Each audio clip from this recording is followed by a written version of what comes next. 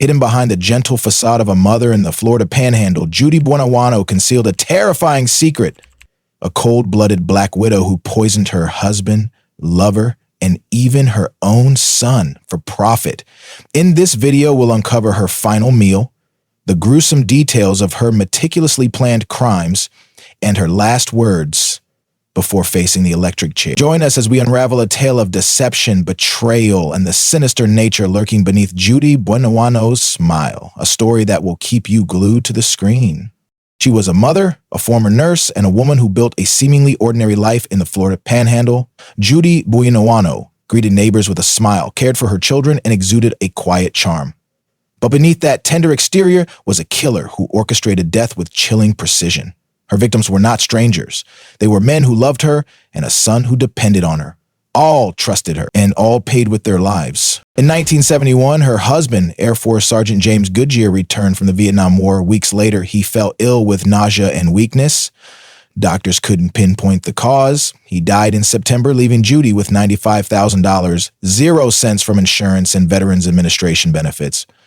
In 1978, her boyfriend, Bobby Joe Morris, collapsed in Colorado with eerily similar symptoms. He died, and Judy collected another insurance payout. Then, in 1980, an unimaginable tragedy struck. Her 19-year-old son, Michael Buenawano, partially paralyzed from suspected arsenic poisoning and wearing heavy leg braces, drowned during a canoeing trip on Florida's East River. Judy claimed the boat capsized accidentally, but the river was calm, and she never called for help. She received over $100,000, 0 cents in insurance money. Death followed her across 3 states undetected for over a decade until 1983. A car bomb explosion in Pensacola targeting her fiancé, John Gentry, detonated but failed to kill him. The blast unraveled Judy's web of lies.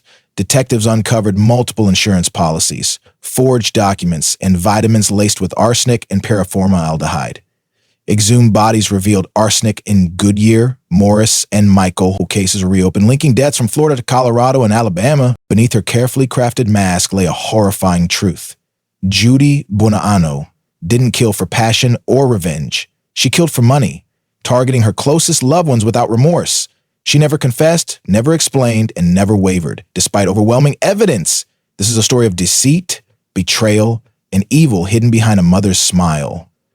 This is the story of Judy Buenawano, Florida's Black Widow. Born Judius Welty in 1943 in Quanah, Texas, Judy Buenawano grew up in turmoil. Her mother died when she was 4, leaving her with her father, who later remarried. Judy claimed her stepmother was cruel, punishing her without affection. At 14, she was sent to a reform school in New Mexico for assaulting family members, an act some saw as rebellion, others as survival in a harsh environment. Released at 16, she sought a fresh start. She adopted the name Buenawano with its Spanish flair and projected charm and discipline. But deep down, she believed she deserved more than life had given her. She trained as a nurse's aide, mastering drug administration and patient care skills that earned trust and access to vulnerability. In 1969, she married James Goodyear, an Air Force sergeant based in Orlando, Florida. To neighbors, she was the ideal wife and devoted mother, raising children in a stable military family. But those close to her saw she wasn't driven by love. Her goals were money, security, and control. Judy wasn't content with stability. She was plotting something far darker. In the summer of 1971, James Goodyear returned from Vietnam, embracing his wife and children. He survived war's dangers, but faced a lethal threat at home. Weeks later, he fell ill with nausea, abdominal pain, and weakness. Doctors suspected infection or chemical exposure from his service. He died on September 16, 1971, attributed to heart failure. No one suspected Judy. She played the grieving widow, collecting $95,000, 0 cents from life insurance and VA benefits. She sold the house, moved her children, and left her old life behind with terrifying efficiency. No lingering grief, no tearful memorial, just signatures on paperwork. But James's death wasn't from war or illness. Judy had mixed arsenic into his food, a colorless, odorless poison with a slow, devastating effect. She'd poisoned him over weeks, watching him weaken. His death wasn't a tragedy. It was a calculated transaction. She'd found a formula: trust, insurance, poison, and it worked. Judy Buenawano didn't look back. She'd perfected a method, and more deaths soon followed. Michael Buonawanno, born in 1961, was Judy's eldest son, raised amid instability, constant moves, and a tense undercurrent at home. To escape, he joined the U.S. Army in 1979, but months later, his health collapsed. His limbs weakened, muscles atrophied, and he was discharged, partially paralyzed, relying on leg braces. Doctors suspected a neurological disorder, never testing for poison. To Michael, Judy remained a caring mother, managing his meals, clothes, and medication. But she wasn't aiding his recovery. She was poisoning him with arsenic, possibly causing his paralysis. By 1980, at 19, Michael was almost entirely dependent on his mother. That spring, Judy suggested a canoeing trip on Florida's East River, just the two of them. For Michael, it might have been a rare bonding moment. For Judy, it was the final move. On May 13, 1980, the boat capsized in calm waters. Michael, weighed down by 15-pound leg braces, drowned without a life jacket or cries for help. Judy called it an accident, claiming her disabled son was helpless underwater, but there were no signs of struggle, as if he'd been subdued before sinking. Days later, she collected $100,000, 0 cents in insurance. She held no memorial, showed no reverence, and moved on as if Michael never existed. By 1983, Judy Buonawanno had mastered blending in. She ran a beauty salon in Pensacola, paid bills, and greeted neighbors with a calm smile. No one suspected the trail of death she left across Florida, Colorado, and Alabama. Then she met John Gentry, a successful wallpaper business owner seeking a partner. Judy offered warmth and charm, playing the devoted fiancé. Within months, she moved into his Pensacola home, and by 1982, they were engaged. But Judy wasn't dreaming of a shared future. She was planning a big payout. She secretly purchased a $500,000 0 cents life insurance policy on Gentry without his knowledge and began giving him vitamins, claiming they were for his health. He trusted her, unaware the pills contained paraformaldehyde, a dangerous poison. For weeks, he suffered nausea, fatigue, and confusion. Doctors found no cause. When Gentry stopped taking the pills and began recovering, Judy escalated. On June 25, 1983, a car bomb exploded outside a Pensacola pharmacy as Gentry started his vehicle. The blast shattered glass and tore through metal, injuring him, but miraculously leaving him alive. Police initially thought it was a random attack, but Gentry's account raised red flags. He mentioned Judy's insistence on insurance and the vitamins that sickened him. John Gentry's survival in 1983 shattered Judy Buonawanno's perfect facade, sparking an investigation that exposed a decade of hidden crimes. Detectives traced the bomb's explosives to Judy, purchased under an alias, and uncovered forged insurance documents tied to Gentry's $500,000 0 cents policy. Digging into her past, they exhumed James Goodyear's body, dead since 1971. Toxicology revealed arsenic poisoning, not heart failure. The same pattern emerged with Bobby Joe Morris, exhumed and confirmed dead from arsenic in Colorado in 1978. Most horrifying was the reinvestigation of Michael Buonawanno's 1980 death, his 15-pound leg braces, a newly signed $100,000 0 cents insurance policy, and the calm East River pointed to murder and not an accident. Judy had collected over $240,000 0 cents from these deaths, treating loved ones as tools for profit. She was arrested for attempting to murder Gentry in 1983, murdering Michael in 1984, and murdering Goodyear in 1985. A separate conviction for Morris's death followed in Colorado.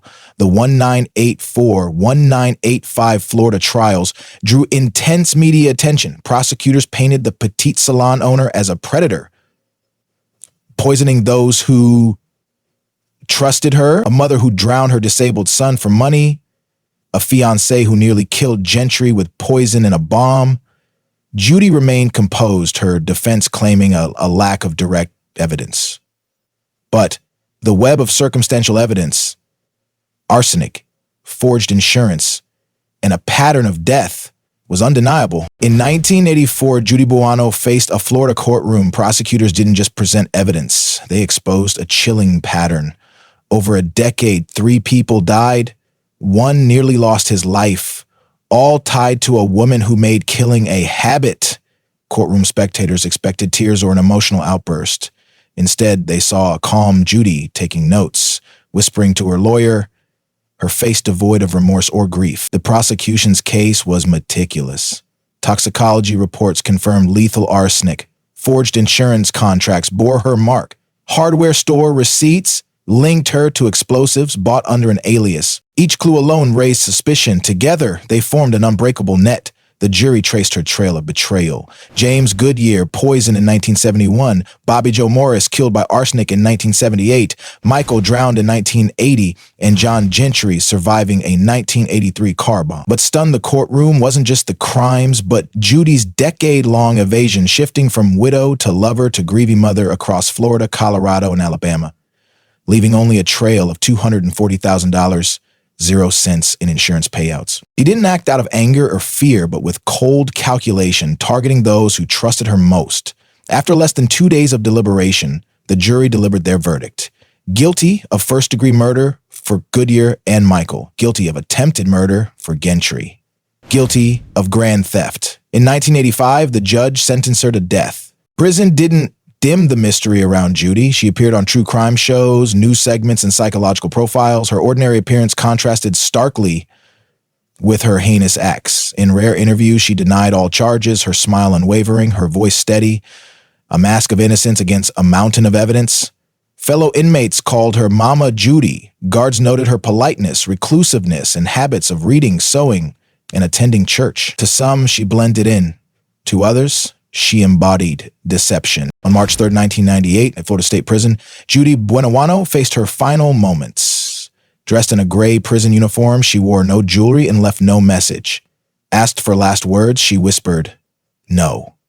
Her voice was cold, detached, echoing the chilling precision of her crimes. Strapped to Old Sparky, Florida's electric chair, she became the first woman executed in the state since 1848. Leather straps secured her arms, legs, and chest. A damp sponge under a metal cap ensured the current's efficiency. At 7:06 a.m., the warden signaled, and by 7:13 a.m., Judy Buenoano, 54, was pronounced dead. Her final meal, served the previous evening, was simple: broccoli, asparagus, strawberries, and hot tea with lemon. No friends or family attended the execution chamber. Only reporters, officials, and a victim's relative watched silently.